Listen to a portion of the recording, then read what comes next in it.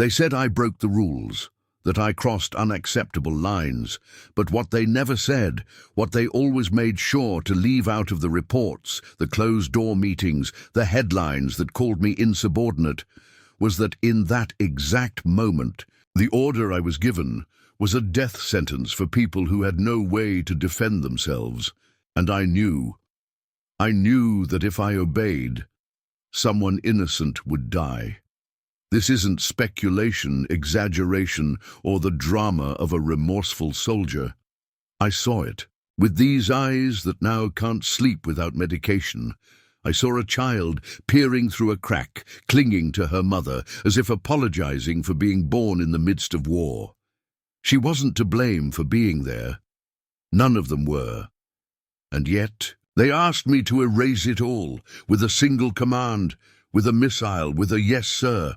For years, my name was synonymous with discipline. 3 decades of service, countless missions, decorations that no longer fit on the shelf. I was the man other soldiers wanted to be, the one they knew would bring them home if he was by their side.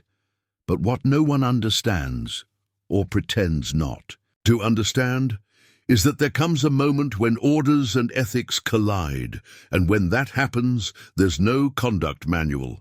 There's only what you carry in your chest. And in that moment, what I carried was a conviction as solid as stone. I wasn't going to be the man who blew up a house full of people just because someone, behind a desk in Washington, decided it was acceptable. My hand trembled. I won't lie, because I knew the price I would pay. Every second I hesitated, the radio crackled, waiting for my confirmation. And I saw her face, the girl in the yellow dress, looking at me with fear, but also with a kind of hope that tore me apart inside. As if she knew, as if she was saying, "Please don't do this." And that's when I made my decision. I didn't shout. I didn't make a speech. I just turned off the radio, stepped away from my position, and chose to disobey. Not out of heroism, but out of decency. If I had known what would come next, maybe I would have hesitated longer, but it wouldn't have changed anything, because in that silent moment, between military honor and humanity, I chose to be a man, before being a soldier, and that for me remains the only decision I've never regretted. They isolated me the next day, not with handcuffs, not with fanfare, but with silence. A silence sharper than any command shout. They stripped me of my post, sent me to an intermediate base, took my weapons, my access, my respect. I kept wearing the uniform, but it was as if they had emptied it of everything it meant to me. I became a ghost among colleagues who once called me a leader. No one looked me in the eye. Some pretended I didn't exist. Others whispered as if my presence was a threat, a virus that could infect the order of everything. The decorated hero, the man who saved entire platoons, was now treated as a traitor, all because I chose not to kill a child.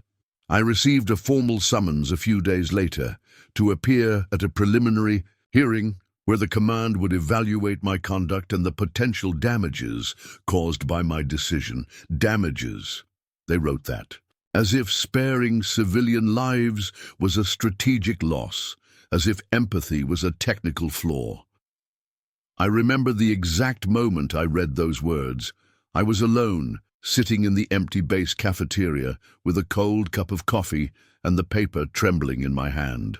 I felt pierced, not by the pain of being judged, but by the absurdity of knowing that this was being questioned, that doing the right thing had to be defended as if it were wrong. I started gathering my own records, videos captured during the mission, internal reports with dates that didn't add up, testimonies from soldiers who had witnessed everything, some willing to speak, others only with eyes apologizing for lacking the courage. My entire past began to be dissected. They scoured everything from my previous missions to my personal life, as if desperate to find something to invalidate my actions. And with every attempt to bring me down, I felt more anger, but also more clarity. I wasn't there just for myself. I was there for every soldier who ever felt that following orders was safer than following their conscience. The night before the hearing, I looked in the mirror for a long time. I didn't see a martyr, nor a rebel. I saw a tired man, but at peace. A man who knew that even if condemned, he had done what needed to be done. Because true justice sometimes arises in the silence between a yes and a no. And in that space, I had chosen no. The hearing room felt colder than any base I'd ever known in a war zone. It wasn't the weather. It was the gaze of the authorities. The colleagues, the strangers in suits who had never set foot on a battlefield, but now decided what was right or wrong for those who carry weapons and scars. I sat before them with the posture I'd learned to maintain since I was 18, but with a chest full of things that 30 years of training hadn't taught me to hold. In place of pride, there was resolve. In place of anger, there was clarity. And in place of fear, there was conviction. They questioned me for hours. They dissected every second of my decision as if I'd had all the time in the world to think, plan, weigh consequences. But I only had a moment, a single moment, between pressing a button and lowering the radio. They asked if I understood the gravity of my disobedience, if I was fully aware that by defying a direct order, I was risking not only the mission, but the integrity of the chain of command. I answered, looking straight into the eyes of the one who asked, and the integrity of our humanity, who protects. The silence that followed was louder than any bomb I'd ever heard. No one responded. They didn't expect that. They didn't know what to do with someone who didn't tremble at the threat of expulsion, dishonor, or oblivion. Because deep down, they knew I was right.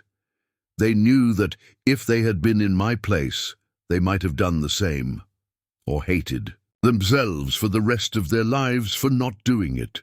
By the end of that day, I wasn't punished. At least not officially. The hearing was closed with an ongoing administrative review.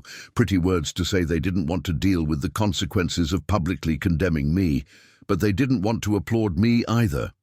It was more convenient to silence me, and that's when I realized the real trial didn't end in that room. It was just beginning, and I would have to carry it with me day after day, outside the ranks, far from the trenches, fighting a much harder war, the one to keep the truth alive in a world that prefers to forget it. Returning home after that wasn't a fresh start. It was an exile disguised as freedom.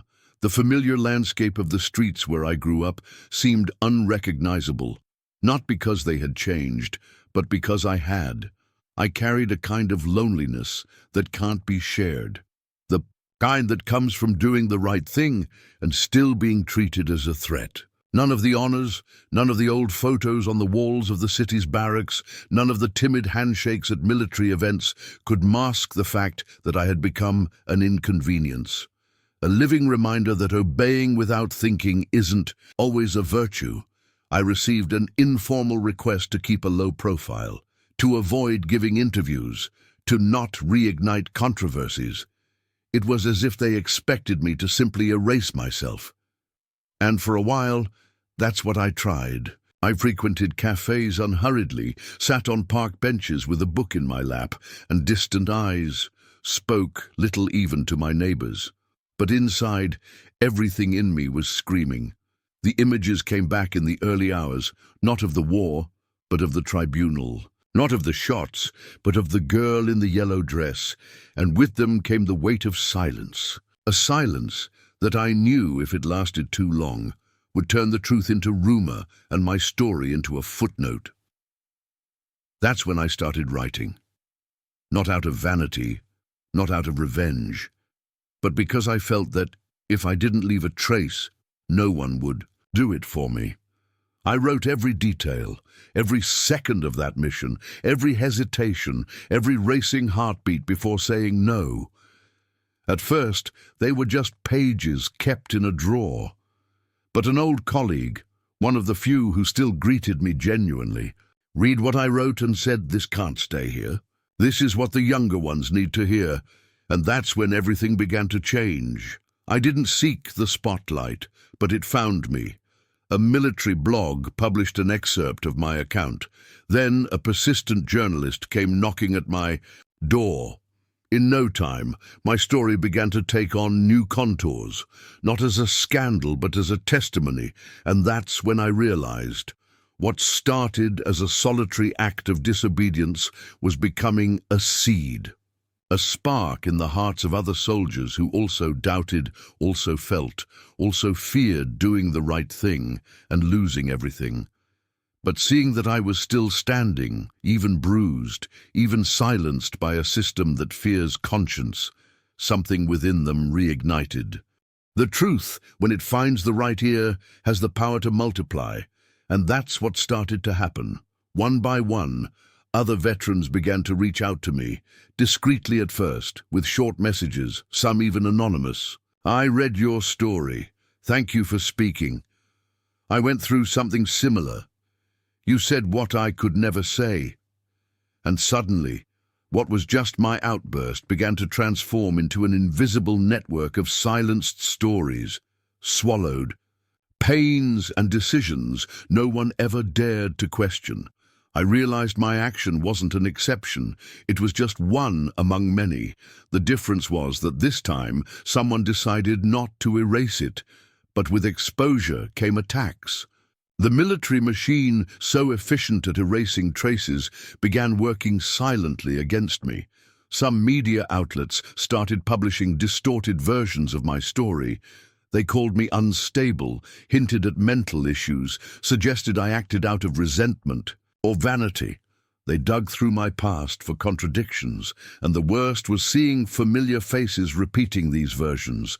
Mission colleagues, superiors, people who once respected me and now seemed more concerned with saving their own skin, was summoned again, this time for a formal reassessment. They said that in light of the new facts disclosed, my conduct needed further analysis. It was clear the system was trying to suffocate me, silence me through exhaustion. But what they didn't expect was that, when they put me before them again, I wouldn't come alone.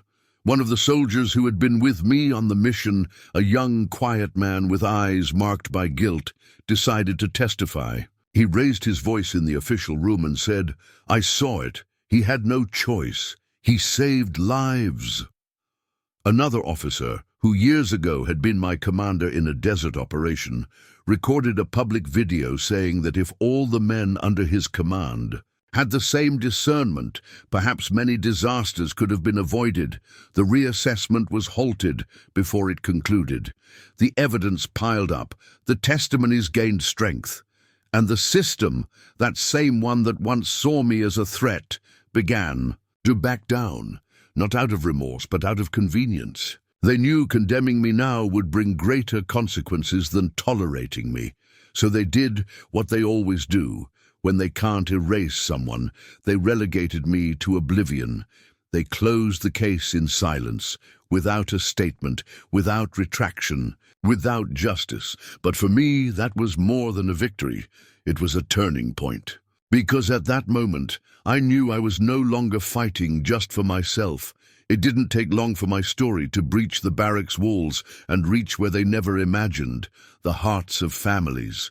Mothers of soldiers wrote to me, widows, siblings, children who grew up hearing about wars but never understood what lay behind the medals and the silence of the heroes who returned home. People began to see that behind the uniforms were men and women with consciences, and that sometimes the greatest act of courage wasn't entering a combat zone, but leaving it with an intact soul. And that's exactly what bothered them so much. Because the system can handle silent martyrs, but it fears the living who refuse to bow their heads. I received invitations to give talks, was called for interviews, participated in discussions with young recruits and even legislators. Where I was, once the veiled traitor, they now began to call me an example. And even though I still carried exhaustion on my shoulders and sleepless nights in my eyes, something grew slowly within me. The certainty that the choice I made, that Day, when I lowered the radio, wasn't just the end of an absurd order. It was the beginning of a change. A group of veterans and I created a small organization, nothing grandiose. Just a safe space for those who wanted to share what they'd been through without fear of punishment or disbelief. Some came just to listen, others to finally speak, and little by little that silence that isolated us began to break, replaced by trembling but true voices. For the first time, I saw officers cry as they heard stories the world never wanted to listen to. And in that process, I understood that justice isn't something the system gives us. It's something we build when we refuse to accept lies as the norm. By the end of Act 2, I was no longer the soldier I had been. And strangely, I wasn't just the civilian they tried to make me become either. I was something else.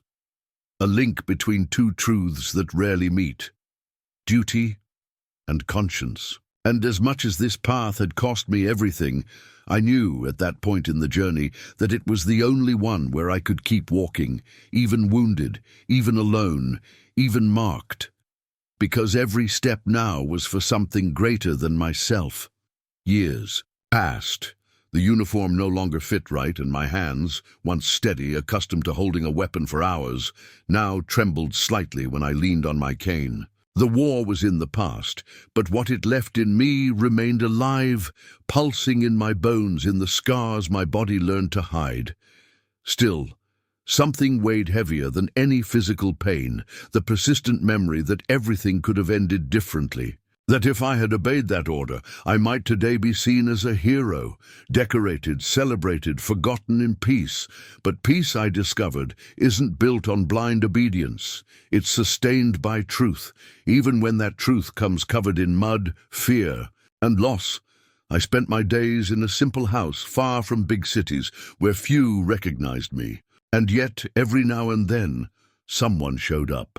A young recruit with serious, doubtful eyes, a journalist determined to tell the side that never made the papers, a father who lost his son in a mission similar to mine, but whose outcome was tragic. And each of these encounters was a kind of reminder, a silent confirmation that even when we seem alone, there are attentive eyes watching our steps, seeking in them a path. It was on one of those ordinary days that I received a different letter. Official, sealed, from a military sector I hadn't heard from in a long time. I thought about not opening it, but I did, and inside was a notification. The National Committee for Honoring Veterans had decided to honor me, not with war medals, but for exceptional conduct in defense of human principles in the exercise of military duty. I stood still for long minutes. The paper trembled in my hands, not from emotion, but from something deeper, a silence full of meaning. They had acknowledged it, not fully, not with an apology, but enough for me to know. The seed I planted on that day I said no had sprouted. The ceremony was discreet, almost intimate, as if the system itself was still ashamed to admit that it once tried to erase me. There was no parade, no exaggerated applause. Just a clean room, a small audience, and a few words read in a formal tone by a general I didn't know. But when they called me by my full name, when they mentioned the mission, the decision, and the impact it had not only on protocol, but on the formation of new military doctrines, there, in that moment, something inside me settled. It wasn't vanity. It was justice finally touching the surface of what I had lived through. The most striking thing, however, came afterward, not from the authorities nor the signed papers, but from those who waited for me at the end of the ceremony. A group of young soldiers approached with measured steps, their uniforms still crisp, their eyes full of a world they hadn't yet seen. One of them extended his hand and said, "They told us your story in our training. They say, courage lives where orders don't reach." And it was only then that I understood the true scope of what I had done. It was no longer about me. It never was just about me. It was about the idea that thinking, feeling, and choosing, even amidst the rigidity of war, isn't weakness. It's what keeps us from becoming machines.